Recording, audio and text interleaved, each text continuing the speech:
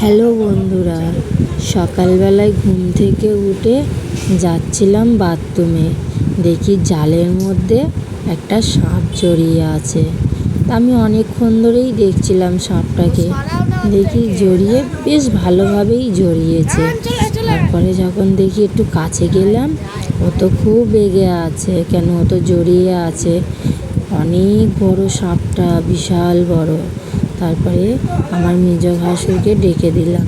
আমার মেজ ভাসুর এসে সাপটাকে অনেকক্ষণ ধরে ছাড়াবার জন্য চেষ্টা করছে, কিন্তু ছাড়াতে আর পারছে না। একা কি আর উনি ছাড়াতে পারবে না।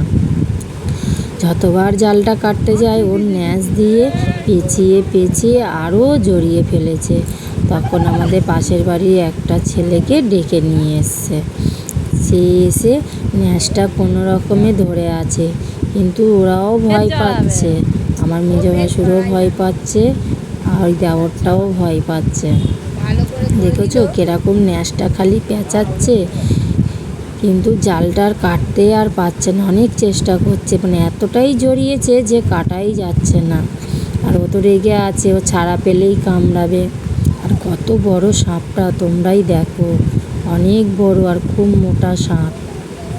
কখন জড়িয়েছে জানি না। আমি সকালবেলায় ঘুম থেকে উঠে দেখি জালের মধ্যে জড়িয়ে আছে। তোমাদের দাদা ভাইও কাজে চলে গেছে, তোমাদের দাদা ভাইও কিন্তু দেখেনি, দেখেছে আমি।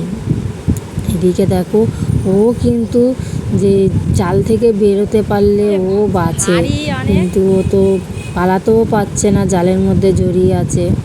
এদিকে আমার মেজ ভাসুর ছাড়াবার জন্য অনেক চেষ্টা করছে।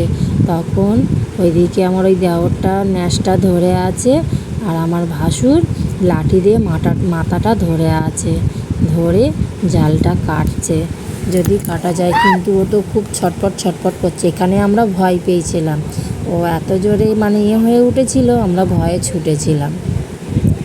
এদিকে দেখো, তাও ছাড়াতে পারিনি, কিন্তু অনেকটাই চেষ্টা করছে ছাড়াবার জন্যে। আজকের আবার দশহরা পুজো, আজকের কোনো পোকামাকড় সাপ মারতে নেই, বলে দশহরা পুজোয় সাপ পোকামাকড়ের বিষ বাড়ে। আর এমনিতে আজকের পুজোয় কেউ সাপ মারে?